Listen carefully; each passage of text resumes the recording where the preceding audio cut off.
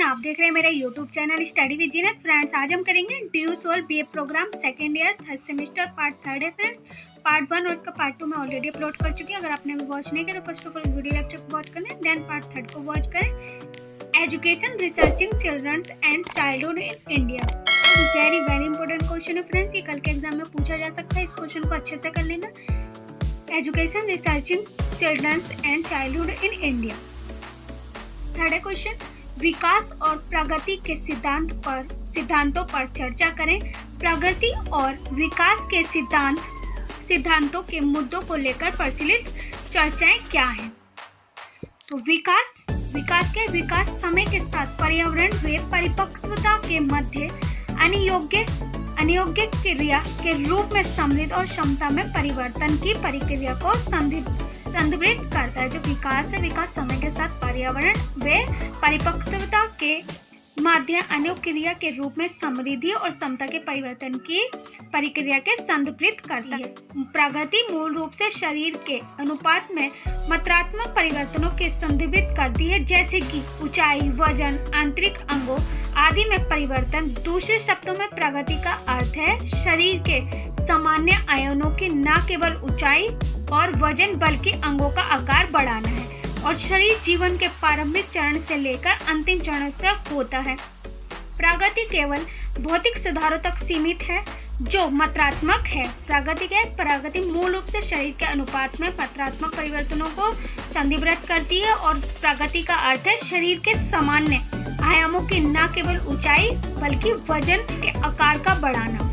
शरीर जीवन के प्रारंभिक चरणों से लेकर अंतिम चरण तक होता है। प्रगति केवल भौतिक सुधारों तक सीमित है जो है मात्रात्मक है। नेक्स्ट है प्रगति और विकास के सिद्धांत। तो उम्मीद है फ्रेंड्स आपको विकास और प्रगति अच्छे से क्लियर हो गया। अब देखेंगे इनके सिद्धांत, प्रगति और विकास के सिद्धांत। फर्स्ट है निरंतरता का सिद्धांत। निरंतरता का सिद्धांत क्या है? विकास निरंतर चलने वाली प्रक्रिया है। जो विकास है वो निरंतर चलने वाली प्रक्रिया है, और विकास प्रारंभ से ही गति से किंतु बाद में मंद गति से होता है, और विकास न रुकने वाली प्रक्रिया है। गर्भ से प्रारंभ होकर मृत्यु पर्यंत चलने वाली प्रक्रिया। उदाहरण के लिए 3 से 6 वर्ष मंद, पहले बच्चा जन्म लेता है, 3 से 6 वर्ष के बाद मंद होता है, और 6 से 9 में तीव्र हो जाता है, और 9 से 12 में फिर से मंद हो जाता है। तो विकास निरंतर चलने वाली प्रक्रिया है। विकास प्रारंभ से ही में मंद शहीद होता है, और विकास न रुकने वाली प्रक्रिया है, और गर्भ से प्रारंभ होकर मृत्यु पर्यंत चलने वाली प्रक्रिया। उदाहरण के लिए 3 से 6 साल, और 6 से 9 तीव्र, और 9 से 12 मंद। और इसकी मैं इंपोर्टेंट पॉइंट देखें, सतत एवं व्यापक है। निरंतर जो प्रक्रिया चलती है विकास की सतत एवं व्यापक है, और विकास की दर एक समान नहीं होती। उदाहरण के लिए 3 से 6 साल, और 6 से 9 साल, और 9 से 12 मंद। और शिशु अवस्था में तीव्र होती है, और बाल्यावस्था में मंद होती है, और किशोरावस्था में, युवावस्था में मंद। 5 वर्ष में मानसिक आयु तेज हो जाती है, तीव्र बढ़ती है। तो आई होप निरंतरता का सिद्धांत अच्छे से ध्यान। व्यक्तित्व का सिद्धांत। प्रत्येक व्यक्ति का विकास अपने तरह अथवा भिन्न होता है। प्रत्येक व्यक्ति का जो विकास है वो अपने तरह अथवा भिन्न होता है। तो वो क्या होता है, क्या कहलाता है? व्यक्तित्व का सिद्धांत कहलाता है कि प्रत्येक व्यक्ति का विकास अपने तरह अथवा भिन्न होता है, तो व्यक्तित्व का सिद्धांत कहलाता है। थर्ड पॉइंट है निश्चित एवं पूर्व कथनीय प्रतिरूप का सिद्धांत। निश्चित एवं पूर्व कथनीय प्रतिरूप का सिद्धांत। विकास का निश्चित प्रतिरूप होता है। जो विकास है उसका निश्चित प्रतिरूप होता है, जैसे कि मनुष्य, जानवर, पक्षी। मनुष्य पहले क्या करता है, रोना स्टार्ट करता है। जब बच्चा होता है छोटा सा तो क्या करता है, वो रोना स्टार्ट करता है, फिर वो बैठना स्टार्ट कर देता है, फिर वो चलना, फिर दौड़ने लगता है। तो इसे ऐसे इसकी वो वृद्धि है वो बढ़ती जाती है। विकास निरंतर चलने वाली प्रक्रिया है। तो मनुष्य जो होता है, बच्चा पहले रोना स्टार्ट करता है, फिर बैठना स्टार्ट करता है, फिर चलना, और फिर दौड़ने लगता है। 8 से 9 माह का बच्चा निकलने लगता है। जब 8 से 9 महीने का बच्चा होता है तो वो निकलने मतलब चलने लग जाता है। और सभी मानव, जीव जंतु, पक्षी आदि का अपना एक विकास का प्रतिमान होता है, और सभी मानव, जीव जंतु, पक्षी आदि का अपना एक विकास प्रतिमान होता है, जिसे ना तो हम परिवर्तित कर सकते हैं और ना ही बदल सकते। जिसे हम मतलब जो परिवर्तन हो रहा है, बच्चे छोटे से बड़ा तक होता चला जाता है, चलना स्टार्ट कर देता है, दौड़ना बैठना स्टार्ट कर देता है, तो ना ही हम इसमें परिवर्तन कर सकते हैं और ना ही उसे बदल सकते हैं। जन्म से पूर्व भी एवं जन्म के बाद भी ये प्रक्रिया चलती रहती है। जब बच्चे का जन्म होता है तो वो निरंतर उसकी प्रक्रिया चलती रहती है। पहले 6 महीने का, 1 महीने का होता है, फिर 2 महीने का, 3 महीने, ऐसे ही साल भर का हो जाता है और वह दौड़ना बैठना स्टार्ट कर देता है। एवं निकटतर नियम विकास शरीर के केंद्र से बाहर की तरफ होता है। और इसका निकटतर क्या होती है? विकास शरीर के केंद्र से बाहर की तरफ होता है। और विकास अनुक्रम में होता है, अर्थात व्यक्ति की रीढ़ की हड्डी पहले विकसित होती है। जब बच्चे का जन्म होता है तो उसकी सबसे पहले क्या विकसित होती है? रीढ़ की हड्डी विकसित होती है और फिर बाहर की ओर विकास होता है। और फिर क्या होता है? उसका मतलब बॉडी बढ़ने लगती है, वजन उसका बढ़ने लगता है, फिर बाहर की ओर उसका विकास होता है। तो क्या? तो व्यक्ति निश्चित एवं कथनीय प्रतिरूप का सिद्धांत क्या है कि विकास जो है निश्चित प्रतिरूप होता है। जैसे कि मनुष्य, जानवर, पक्षी और मनुष्य जो होता है रोना बैठना चलना दौड़ने लगता है। 8 से 9 महीने का बच्चा निकलने लगता है। और सभी जीव जंतु जो है, पक्षी आदि का अपना एक विकास का प्रतिमान होता है। और जन्म से पूर्व ही जन्म के बाद भी ये प्रक्रिया कंटिन्यू चलती रहती है। और एक निकट नियम विकास शरीर के केंद्र से बाहर की तरफ होता है और विकास अनुक्रम में होता है, जो कि व्यक्ति की सबसे पहले रीढ़ की हड्डी विकसित होती है और बाद में बाहर की ओर विकास होता है। नेक्स्ट पॉइंट है समान प्रतिमान का सिद्धांत। समान प्रतिमान का सिद्धांत क्या है? संसार के समस्त अंगों में शिशु का विकास प्रतिमान एक है। संसार के समस्त अंगों में जो शिशु का विकास है वो प्रतिमान उसका एक है। तो वो क्या कहलाता है? समान प्रतिमान का सिद्धांत कहलाता है। आई होप फ्रेंड्स ये भी आप टॉपिक अच्छे से क्लियर होगा। नेक्स्ट टॉपिक है वृत्ताकार प्रगति के सिद्धांत। वृत्ताकार प्रगति के सिद्धांत क्या है? विकास रेखीय ना होकर चक्रीय होता है। जो विकास है वो रेखीय ना होकर चक्रीय होता है और विकास मंद तीव्र अथवा स्थिर भी हो सकता है। जो विकास है वो मंद तीव्र अथवा स्थिर भी हो सकता है। और निश्चित विकास के बाद विकास को संग्रहित करने के लिए विराम का समय आता है। और विकास को संग्रहित करने के लिए विराम का समय आता है। और बच्चे द्वारा विकास में आने वाला रास्ता सीधा नहीं है। और बच्चे द्वारा विकास में आने वाला जो रास्ता है वो सीधा नहीं है। और किसी भी स्तर पर विकास रेखीय और निरंतर या स्थिर गति से नहीं होता। और किसी भी स्तर पर विकास जो है वो रेखीय निरंतर या स्थिर गति से नहीं होता। उसके विकास के एक विशेष स्तर है। और उसके विकास के एक विशेष स्तर है। बच्चे के एक निश्चित स्तर तक विकसित होने के बाद आगे बढ़ने पर विकास पीछे मुड़ता है। आगे बढ़ने पर क्या होता है? विकास जो है वो पीछे मुड़ता है और फिर भी एक वृत्ताकार पैटर्न में आगे बढ़ता है। तो वृत्ताकार प्रगति के सिद्धांत क्या है? कि विकास रेखीय के ना होकर चक्रीय होता है और मंद तीव्र अथवा स्थिर भी हो सकता है। और विकास में आने वाला रास्ता सीधा नहीं है, बल्कि किसी भी स्तर पर विकास रेखीय और निरंतर या स्थिर गति से नहीं होता। विकसित होने के बाद आगे बढ़ने पर विकास पीछे मुड़ता है और फिर वृत्ताकार पैटर्न में आगे बढ़ता है। आई होप फ्रेंड्स ये भी टॉपिक आपको अच्छे से क्लियर होगा। नेक्स्ट टॉपिक देखते हैं। नेक्स्ट टॉपिक है व्यक्तिगत मतभेदों की स्थिरता के सिद्धांत। व्यक्तिगत मतभेदों की स्थिरता के सिद्धांत क्या है? विकास में व्यक्तिगत मतभेद स्थिर रहते हैं। जो विकास में व्यक्तिगत मतभेद है वो स्थिर रहते हैं। जो लोग जन्म से धीमी गति से विकास करते हैं, जिसका मतलब जो बच्चे जो होते हैं वो जन्म से धीमे होते हैं, तो उनका विकास भी धीरे धीरे होता है। और वे ऐसा करते रहेंगे जबकि जिनकी शुरुआती वर्षों में तेजी से विकास किया गया था। और वो ऐसा करते रहेंगे मतलब उनका धीमा विकास चलता रहेगा, तो वो ऐसे ही अपने शुरुआत करेंगे, ऐसे ही वो वर्ष उनके बढ़ते चले जाएंगे। वे तेजी से विकास करना जारी रखेंगे। और वो क्या करेंगे? वे तेजी से विकास करना जारी रखेंगे। जो बच्चे धीमी गति से विकास करते हैं उनका क्या करते हैं? वे तेजी से विकास करना उनका जारी रखेंगे। व्यक्तिगत मतभेद की स्थिरता का सिद्धांत क्या है? विकास में व्यक्तिगत मतभेद रहते हैं, स्थिर रहते हैं। जो लोग जन्म से धीमी गति से विकास करते हैं वे ऐसा करते रहेंगे जबकि उनकी शुरुआत वर्षों से तेजी विकास ना किया जाए और वे तेजी से विकास करना जारी रखेंगे। आई होप फ्रेंड्स ये भी टॉपिक आपको अच्छे से क्लियर होगा। अब नेक्स्ट टॉपिक देखते हैं। नेक्स्ट है विभिन्न दरों से विकास का सिद्धांत। विभिन्न दरों से विकास का सिद्धांत क्या है? विभिन्न शरीर के विभिन्न हिस्से में विभिन्न दरों पर विकास होता है। शरीर के विभिन्न हिस्सों पर विभिन्न दरों का विकास होता है। शारीरिक और मानसिक गुणों के विभिन्न पहलू अपने अनुसार विकसित होते हैं और शरीर और मानसिक गुणों के विभिन्न पहलू अपने अनुसार विकसित होते हैं और अलग अलग समय पर परिपक्वता तक पहुंचते हैं। और कुछ क्षेत्रों में शारीरिक विकास तेजी से हो सकता है जबकि अन्य में ये धीमा हो सकता है। तो विभिन्न दरों से विकास का सिद्धांत क्या है कि शरीर में विभिन्न हिस्सों में विभिन्न दरों पर विकास होता है और शारीरिक और मानसिक गुणों के विभिन्न पहलुओं पर अपने अनुसार विकसित होते हैं और अलग अलग समय पर परिपक्वता तक पहुंचते हैं और क्षेत्रों में शरीर का विकास तेजी से होता है जबकि अन्य में यह धीमा हो सकता है। आई होप फ्रेंड्स ये भी टॉपिक आपको अच्छे से क्लियर हो। नेक्स्ट टॉपिक देखते हैं, प्रगति और विकास के सिद्धांतों के मुद्दों को लेकर प्रचलित। के पहले क्या देखा हमने? प्रगति और विकास के सिद्धांत। अब देखेंगे मुद्दे।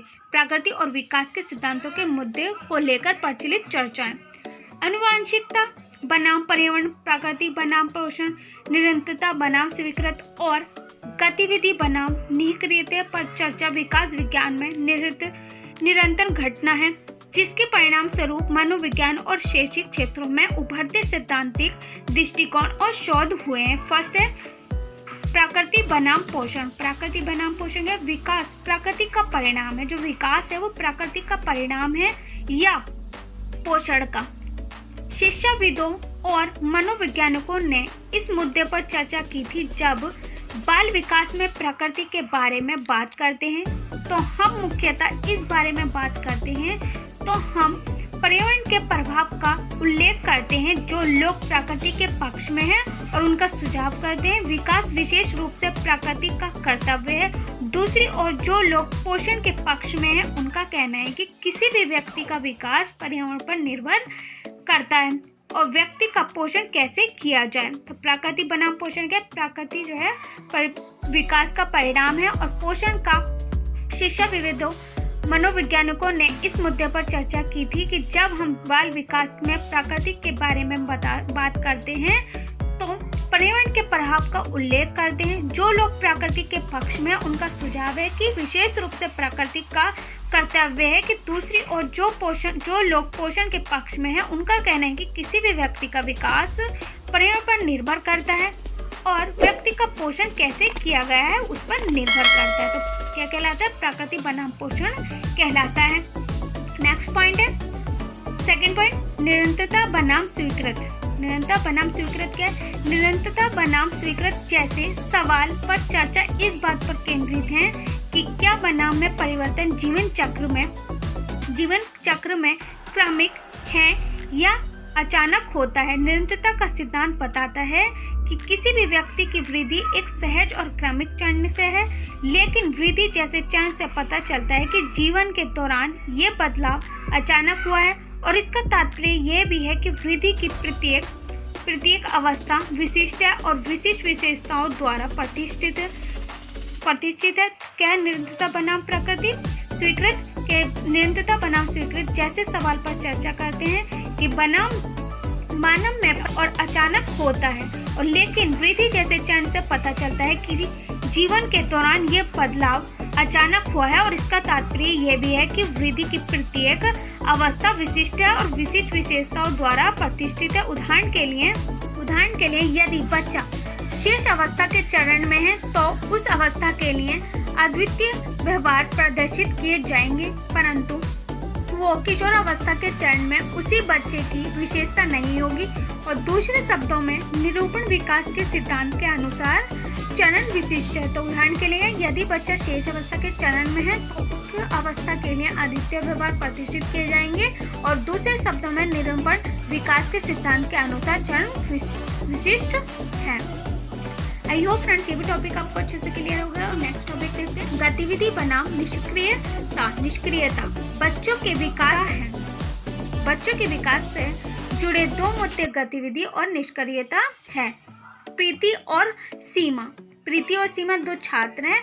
उदाहरण के लिए हम इसे समझते हैं दोनों एक ही कक्षा में पढ़ती हैं, लेकिन भले ही प्रीति का कम प्रयास करती है, प्रीति जो है कम प्रयास करती है, तब भी उसमें उच्च अंक प्राप्त करने की अधिक संभावना होती है। और दूसरी ओर सीमा औसत संज्ञानात्मक क्षमता के साथ अवधारणाओं को समझने के लिए कड़ी मेहनत करती है। और प्रीति ने पहले टेस्ट में शुरुआत में उच्च स्कोर किया, लेकिन धीरे धीरे अधिक मेहनत के कारण सीमा ने अपनी उपलब्धि में सुधार किया। तो गतिविधि का परिणाम क्या कि मतलब जो प्रीति थी वो कम मेहनत करके भी अधिक अंक पाती थी, लेकिन सीमा जो थी वो अधिक मेहनत करती थी और धीरे धीरे अपने वो जीवन में सुधार कर रही थी, अपने अंक को मतलब प्राप्त कर रही थी, कड़ी मेहनत कर रही थी, तो उससे उसको अंक प्राप्त हो रहे थे। और लेकिन कम मेहनत करके प्रीति ज्यादा अंक प्राप्त कर रही थी। तो गतिविधि में नाम क्या था कि बच्चों के विकास से जुड़े दो मुद्दे गतिविधि निष्क्रियता। प्रीति और सीमा दो छात्रों से हम समझ सकते हैं कि तब भी हम उच्च सीमा औसत संज्ञानात्मक क्षमता के साथ अवधारणाओं को समझने के लिए कड़ी मेहनत करती है। और प्रीति ने पहले टेस्ट में के शुरुआत में अच्छा स्कोर किया, लेकिन सीमा ने अधिक मेहनत के कारण सीमा ने अपनी उपलब्धि में सुधार किया। एंड लास्ट पॉइंट है फ्रेंड्स, आनुवंशिकता बनाम पर्यावरण क्या है। आनुवंशिकता और पर्यावरण भी व्यक्तित्व के विकास में महत्वपूर्ण भूमिका निभाते हैं। आनुवंशिकता और पर्यावरण भी व्यक्तित्व के विकास में महत्वपूर्ण भूमिका निभाते हैं। इस सवाल का कोई स्पष्ट जवाब नहीं हो सकता है कि निर्माण चरण में आनुवंशिकता किस स्थिति में अपनी भूमिका निभाती है और पारिस्थितिक तंत्र का क्या हिस्सा है। अगर व्यक्ति की स्वस्थ आनुवंशिकता है तो एक व्यक्ति को एक स्वस्थ मनुष्य के रूप में विकसित करने की पहुंच समान रूप से अच्छे वातावरण से बढ़ जाती है। और आनुवंशिकता का अर्थ है वृहत रूप से समानता और असमानता से है। और आनुवंशिकता इस प्रकार से सभी चरों से संबंधित है जो बच्चों के जन्म के समय मौजूद नहीं है, लेकिन गर्भाधान के समय उनकी गणना की जाती है। तो आनुवंशिकता बना पर्यावरण क्या कि आनुवंशिकता और पर्यावरण भी व्यक्तित्व के विकास में महत्वपूर्ण भूमिका निभाते हैं। और आनुवंशिकता किस स्थिति में अपनी भूमिका निभाती है और पारिस्थितिक तंत्र का क्या हिस्सा है, वे स्वस्थ आनुवंशिकता है। और आनुवंशिकता का अर्थ है कि वृहत रूप से समानता और असमानता से है। और आनुवंशिकता इस प्रकार से सभी चरों से संबंधित है जो बच्चे के जन्म के विकास में मौजूद नहीं है, लेकिन गर्भाधान के समय उनकी गणना की जाती है। तो आयु और विकास के सिद्धांतों के मुद्दे को लेकर प्रचलित चर्चाएं भी क्लियर हो गई होंगी फ्रेंड्स। पहले क्या देगा प्रकृति बनाम पोषण, सेकेंड थी निरंतरता बनाम स्वीकृति, और थर्ड थी गतिविधि बनाम निष्क्रियता, और फोर्थ अनुना के लिख सकते हैं फ्रेंड्स, क्योंकि इसे लॉट ऑफ स्टूडेंट देखेंगे तो आपको थोड़ा बना के लिखना पड़ेगा, क्योंकि जिसका आंसर ऐसे स्टार्ट करना है। पहले विकास लिखना है कि विकास क्या है। विकास समय के साथ पर्यावरण में परिवर्तनता के माध्यम अनुक्रिया क्रिया के रूप में समृद्धि और समता में परिवर्तन की प्रक्रिया को संदर्भित करता है। और विकास क्या है, निरंतर प्रक्रिया चलने वाली, और बना के लिख सकते हैं आप। नेक्स्ट लिखना है आपको प्रगति, विकास और उसमें दोनों में डिफरेंस लिखने हैं। फिर प्रगति और विकास के सिद्धांत, फिर प्रगति और विकास के मुद्दों पर चर्चा करनी है। ऐसे आपको मेन पॉइंट लिखने हैं फ्रेंड्स। आई होप फ्रेंड्स आपको मेरी वीडियो पसंद आई होगी। मेरी वीडियो कैसी लगी कमेंट्स बॉक्स में लिखकर जरूर बताना। If you like the video so don't forget to like and subscribe my channel and hit the bell icon, और इसे अपने फ्रेंड्स के साथ शेयर करें ताकि इस वीडियो का प्रॉफिट उन्हें भी। और आपको नेक्स्ट कौन से टॉपिक पर वीडियो चाहिए आप मुझे कमेंट्स बॉक्स में लिखकर बता सकते हो फ्रेंड्स। इस क्वेश्चन की पीडीएफ चाहिए वो भी आप मुझे कमेंट्स बॉक्स में लिखकर बता सकते हो फ्रेंड्स। मेरी वीडियो कैसी लगी कमेंट्स बॉक्स में लिखना मत भूलना। Thanks for watching my video.